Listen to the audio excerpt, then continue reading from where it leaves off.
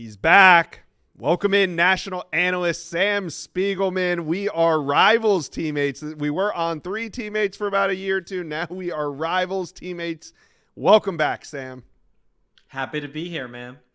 Back like you never left. All right, we're going to get into the latest scoop and predictions from the Lone Star State. So you guys do me a favor, hit subscribe. All right, we are going to break into it with Boobie Feaster because you just dropped a new pick for Boobie Feaster, who's coming off the board in less than 48 hours, July 4th.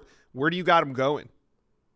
Yeah, Texas A&M has been leading this race since maybe April or May, but USC is the team with all of the traction ever since his June 6th official visit. USC, Dennis Simmons, Lincoln Riley started recruiting Feaster when he was in the 7th grade.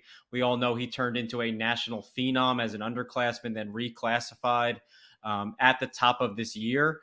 LSU has been a team that's been trending at the top. He's from Louisiana, a top priority for Brian Kelly and Cortez Hankton. A&M would love to keep him in state. Hallman Wiggins and Mike Elko, maybe his strongest relationships. But USC has the number 1 class in the country. They're looking to polish it off with Feaster. They've been the team garnering the most buzz since that June 6th official visit. My prediction is in for USC for some fireworks on July 4th. Nice. Boobie Feaster's recruitment, Texas A&M has probably been the consistent program that's always mentioned with him, but how can you rule out USC? I like your pick for the Trojans. Let's move back a day. Let's go to July 3rd because we're going to get to the July 4th commitment of Felix Ojo here in a second. But on July 3rd, major defensive line target Kosi Okpala is going to make his decision. Is he going to be staying in-state, or do you think that somebody could pull him out? Yeah, I think Penn State gave him a lot to think about, but Texas has been driving this race since, I don't know, he's been on campus 8 or 9 times since the start of the year. He's been a top target for this entire Texas defensive staff. No campus. He's not familiar with any more campus than he is in Austin, and he saved the best for last, visiting Austin on the 20th. I think since then, it's been an obvious choice for Texas with Kosi. My prediction is locked on the Longhorns. I think that this entire month of July is going to bode very well for Steve Sarkisian, building up that potentially top 3, top 2, number 1 class. Yeah, it sounds like it's going to be a big July for the Longhorns. Now, speaking of fireworks, Felix Ojo makes his announcement on July 4th. We talk about him a lot on this channel. We followed the visits. We've, been through the ups and downs of the trends of his recruitment, and now here we are about 36 hours from his commitment. How do you read it? Yeah, his finalists, of course, include Florida, Michigan, but everyone is pointing to Texas and Ohio State. And ultimately, we expect it to come down to one of those 2 schools. I give the edge to Texas. No relationship is stronger than that with Steve Sarkisian and really Kyle Flood. This is a kid who has been leaning on track records of development and production, and Kyle Flood's resume speaks volumes to Felix Ojo and the people in his circle making this decision. We know that Texas is in a great spot from an NIL angle, but I'll throw this at you. Joey McGuire and Texas Tech have to be considered maybe an X factor, just a surprise team. They were not in the top 4, but certainly a team that we have heard some whispers about going into July 4th's announcement. Again, my prediction is on Texas. I think they've been leading the pack in this recruitment for a good deal of time, and his official visit to Austin only furthered that. I think they check every box for Ojo. But just keep an eye on Joey McGuire and the Red Raiders for me. You guys have seen Landman. This thing could get crazy toward the end, and we're not ruling them out entirely. Yeah, really exciting recruitment. Now, John Turntine, interior offensive line, one of the best in the country, is also going to make his decision on July 4th. And this one, is there any way John Turntine's getting away from the Longhorns? I don't think so. I logged my prediction for Texas today, and I'm feeling very good about that. I feel like Texas has been dictating this recruitment since last fall. We talked about Kyle Flood and Steve Sarkisian playing big roles here, and they've loved John Turntine since he was a young pup. He's been on campus at least a dozen times over the past 3 or 4 years, including for his official visit on the 13th. I think Michigan really impressed him. I think Texas A&M and Adam Cushing really impressed not only John, but his entire family. But as this decision has gotten closer, the more and more you hear Texas has been in a good spot. Mm-hmm. Texas checks the boxes for Turntine.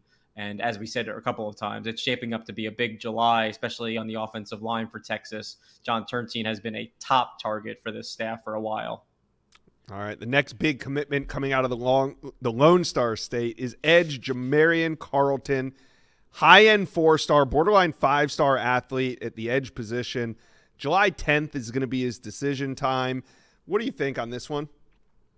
Yeah, this has been Texas's race to lose, I think, for months. Texas A&M really made this close in the spring and potentially even surpassed Texas at a different part of the offseason. But that official visit to Austin on, I think it was the 6th weekend, June 6th, that put Texas into the driver's seat. He canceled his A&M official visit. He also was at LSU. He made it to Baylor on June 20th. Of that group, I'm keeping an eye on LSU. Baylor has done a lot of good things in this recruitment, but Texas has been at the top of Jamarion Carlton's list for countless months. He called DKR the best environment he's ever been in. And on that official visit, his relationship with Alan Clark, Texas's first-year edge coach, I think it skyrocketed when they were able to connect on a personal level. I think this is a kid who lives less than an hour outside of Austin. I don't expect him to play too far from home when it's all said and done. All right, two more for you. Athlete Jaylen Lott comes off the board July 8th. Battle here. Texas, USC, LSU, Oregon. Who's going to win it? Yeah, I think you can take Texas off the table, and that comes with Jaylen Lott. His father played at Texas. James Lott played cornerback for the Longhorns. I think Texas is safely out of the equation going into July 8th. If a decision were made today, I like where Oregon is sitting with Jaylen Lott. This is a kid that I think is going to get out of the state of Texas, is going to try to set a brand for himself. And what better than doing that at Eugene with Dan Lanning, competing for national championships on Nike's headquarters. But keep an eye out. We talked about USC and their surge with Boobie Feaster. Keep an eye out for LSU, which has really tried to close the gap with Oregon with Jaylen Lott. We know that they're trying to keep Tristan Keys on board in that class, but they're also looking for a fourth receiver and potential options to replace Keys should he flip. Jaylen Lott is someone they love his speed. He loves LSU's reputation with wide receivers, but there's a pretty big gap to close with Oregon at the moment. All right, last one. Wide receiver Kaydon Finley, July 4th decision. We talk about him all the time on this channel. We know Notre Dame has him right at the top of their board. He's been trending that direction, but in the end, are the Longhorns going to snatch him from the Irish? Well, we've been talking about all this Texas momentum, so let me just say, I'm just teasing. I like where Marcus Freeman and Mike Brown sit with Kaydon Finley. He took his first visit out to South Bend in the 8th grade. His aunt graduated from Notre Dame, and they do a terrific job, Marcus Freeman and that staff, recruiting NFL legacies, and that's what he is. Jermichael Finley might have played at Texas, but Kaydon Finley wants to create his own path. I think Notre Dame has showed him what that path would look like in South Bend, and I think they've been in the driver's seat since the spring, and I think that official visit might have just sealed the deal for Coach Freeman with a really talented receiver out of Aledo, Texas. He's back like he never left. Sam Spiegelman, strong segment here on the Inside Scoop. We appreciate it. Happy to be back, guys.